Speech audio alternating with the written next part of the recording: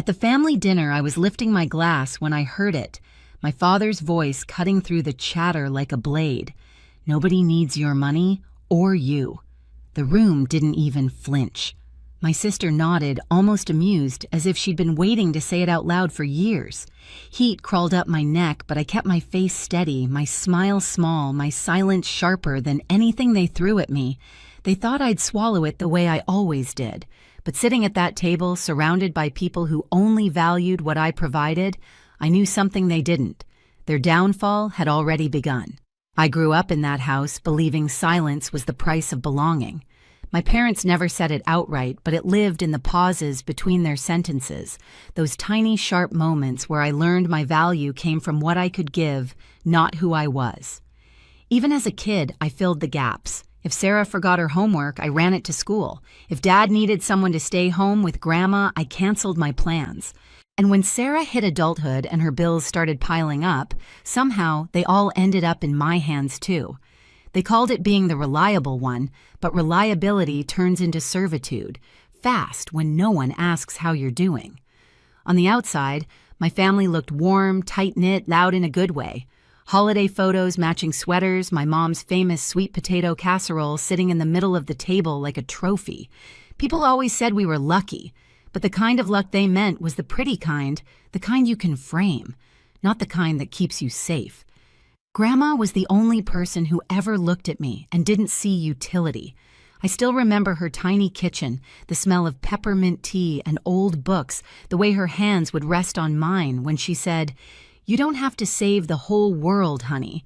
Back then, I didn't realize she meant my world, my family. After she passed, that kitchen became my sanctuary. I kept the key. I kept the memory of someone who saw me.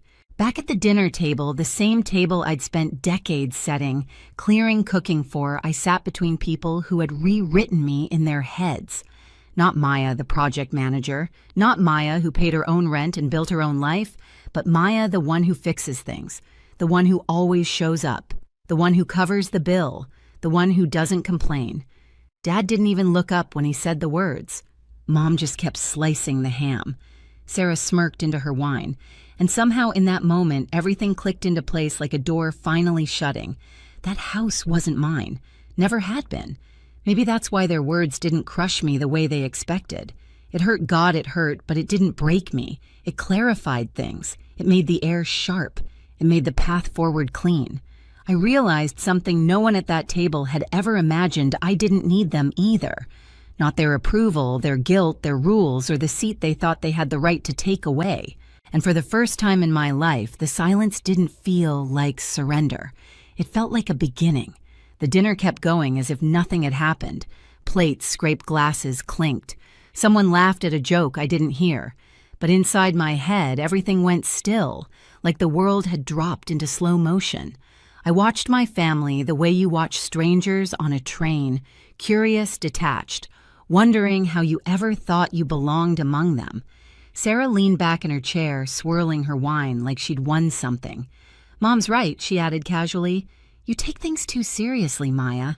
No one needs all that you do." Not really. She said it like a kindness, like she was easing a burden off my shoulders. But what she really meant was, "You're only useful when we want you to be." I glanced at her, at the sister whose late bills I'd paid, whose kids I'd bought school clothes for when she was between jobs, whose emergencies somehow always landed in my lap. She never remembered the details, only the convenience, only the expectation. Mom finally looked up from the ham she was slicing. "You work so much anyway," she said. "It's not like you have a family of your own to worry about. We don't want you burning yourself out for nothing." For nothing.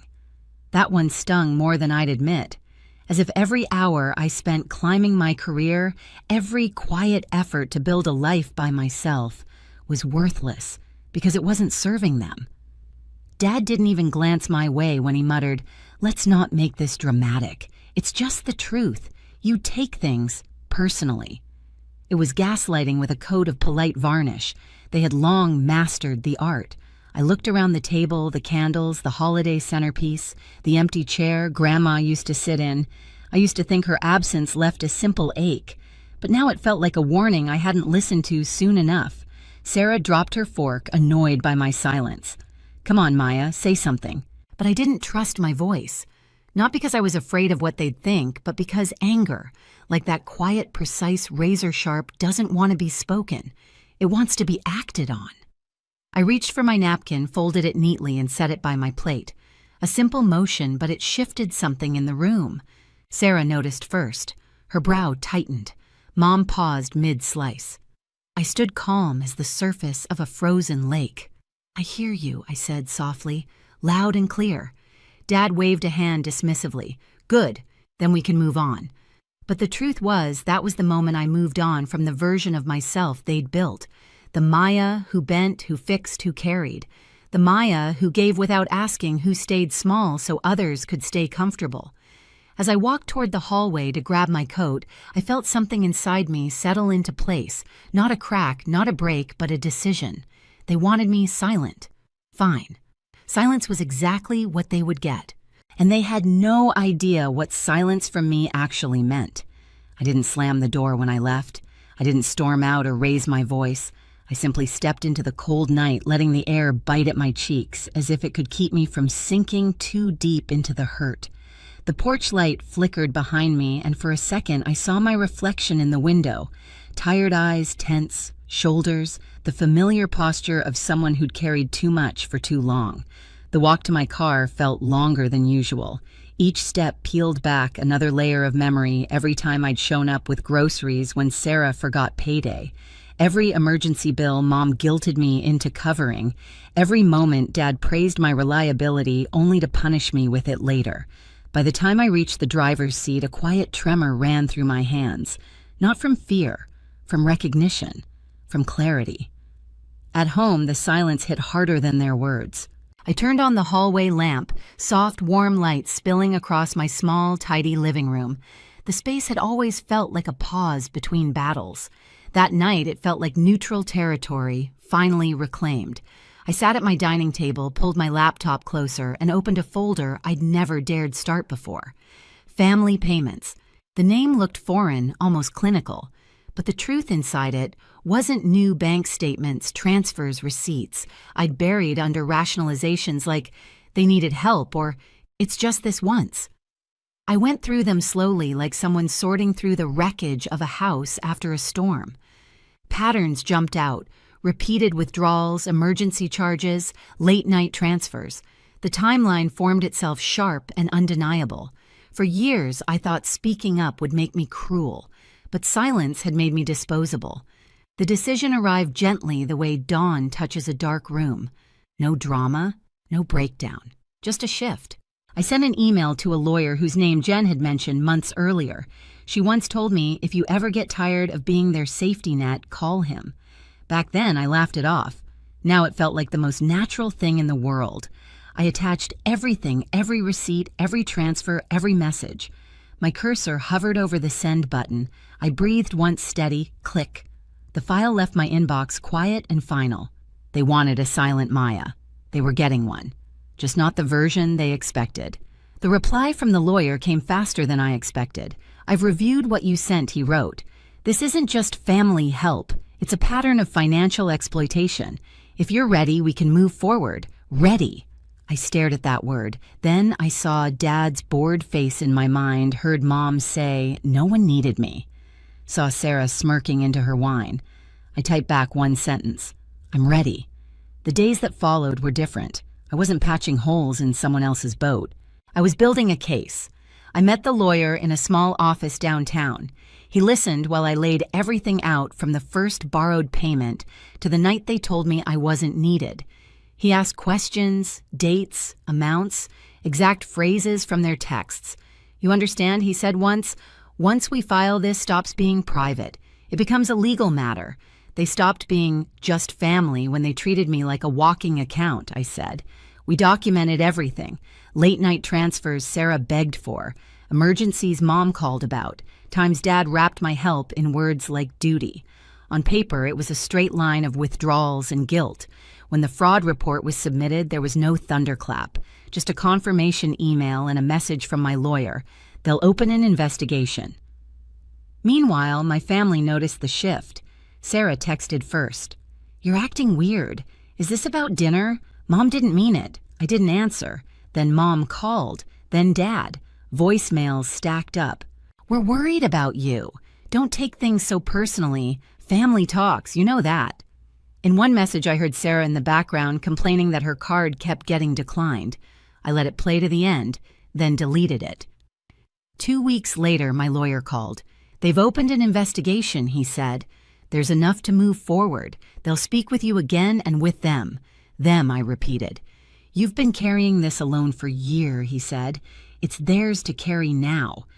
The day it happened, the sky was a flat winter gray. My lawyer said I didn't have to be there when the investigators showed up, but I wanted to see the moment they realized I wasn't theirs to use anymore. From the street, my parents' house looked the same wreath, same crack in the step. Through the dining room window, I saw the tables set my family in their usual places. I parked, walked up, knocked once, and let myself in. Mom looked up, startled. "Maya, you didn't say you were coming." I took off my coat, taking in the scene. Dad at the head of the table, Mom at his right. Sarah, across from my old chair. Seth leaned back, relaxed. "Thought you didn't need me," I said. Mom's eyes narrowed. "Don't start." Sarah rolled her eyes. "You're seriously still on that?" I walked to my seat, but didn't sit. I set my bag there instead. Dad cleared his throat. "Look, he said about what was said last time. Let's not blow it up." "We were just talking." Mom bristled. "I was just being honest. That's one word for it," I said. Seth snorted. "We said we don't need your money. Take the hint." I looked from him to Sarah. "Funny," I said, quietly. "Some people are very interested in where my money went." Sarah's laugh cut off. "What's that supposed to mean?" Before I answered, there was a sharp knock at the front door. 3 hard, measured hits that rattled the frame. The sound froze the room. Dad frowned. "Who is that?" "You should get that," I said. He pushed his chair back and went to the door. He opened it and stopped. "Good evening, sir," a man said. "Financial Crimes Unit. We're looking for Sarah and Seth Miller and Thomas and Elaine Carver." Silence dropped over the house. Mom stood up. "There has to be some mistake," she said. 2 investigators stepped inside, badges visible. One held a tablet, the other a folder I recognized from the copies my lawyer had shown me. "There's no mistake," the woman said. "We're here regarding an investigation into alleged financial fraud and exploitation. We'd like to ask you some questions." Sarah's chair screeched back. "Maya," she hissed, "what did you do?" For the first time in a long time, I didn't shrink. I stayed silent, I said. "Then I started doing things you never expected." Seth stepped forward, face red. "You called the cops on your own family over a few transfers." The male investigator looked at him. "We're talking about years of unauthorized withdrawals and coerced payments. That's not a few transfers." "Please sit down, sir." Dad tried to pull himself together. "This is a misunderstanding. Any money moved around was family business." "Family business doesn't override the law," the woman replied. "You'll each have the chance to explain. For now, we need you to remain while we ask some questions." Mom turned to me, eyes wet. "Maya, tell them this isn't what it looks like." I met her gaze. "You told me nobody needed my money or me," I said quietly. "So I stopped giving you both." Her mouth open-closed. "We were upset. We didn't mean—" "You meant it enough to say it." I cut in. The words didn't come out as a shout. They came out level, held up by every drained account. Sarah lurched forward. "You're going to let them ruin our lives." "I didn't ruin anything," I said. "I just stopped hiding what you did." The investigators began. Dates, amounts, authorizations. Sarah stumbled, looking at Mom, at Dad. Seth scoffed once, then fell silent when specific totals were read. Every favor shrank under the weight of the numbers. I didn't stay for the whole thing. I had no interest in watching them scramble. As I picked up my bag, Dad snapped, "If you walk out that door, don't bother coming back." For years, that sentence had been a loaded gun pointed at my chest. This time, it just sounded tired. I looked at him. At the man who'd taught me family was everything as long as I kept paying for it. "I left a long time ago," I said. "You're just noticing now." Then I stepped outside, closing the door softly behind me, leaving the investigators and my family on the other side with the only thing that had ever really belonged to them: the consequences. I drove away without looking back, but the fallout found its way to me anyway. 3 days later, Sarah's number flashed across my screen over and over until it finally stopped. Then came a text from an unknown number, Seth. They froze my accounts. I might get suspended. Fix this. I didn't reply. A week after that, Mom sent a long email layered with guilt and half apologies. We didn't understand how serious this was, she wrote. Your father is devastated. Please talk to us. The same man who told me nobody needed me was now begging for a conversation. Funny how quickly roles reverse when the money stops. Dad never reached out directly, but Jen did. 2 sentences. They're panicking. You did the right thing. Kelly sent a longer message thanking me for exposing what she'd seen, signs of for years. You were brave enough for all of us, she wrote. And somewhere between their unraveling and my quiet days alone, something shifted. I found a small apartment 2 states away, close to work, close to peace. No tense dinners, no sudden emergencies, no guilt disguised as love. For the first time in my life, the silence around me didn't feel like absence. It felt like freedom. Some nights I sit by my window with the lamp on low, watching the city move without me. I think about that dinner the words meant to break me, and how they ended up setting me free instead. I used to believe family loyalty meant endurance, absorbing every blow, filling every gap, paying every debt.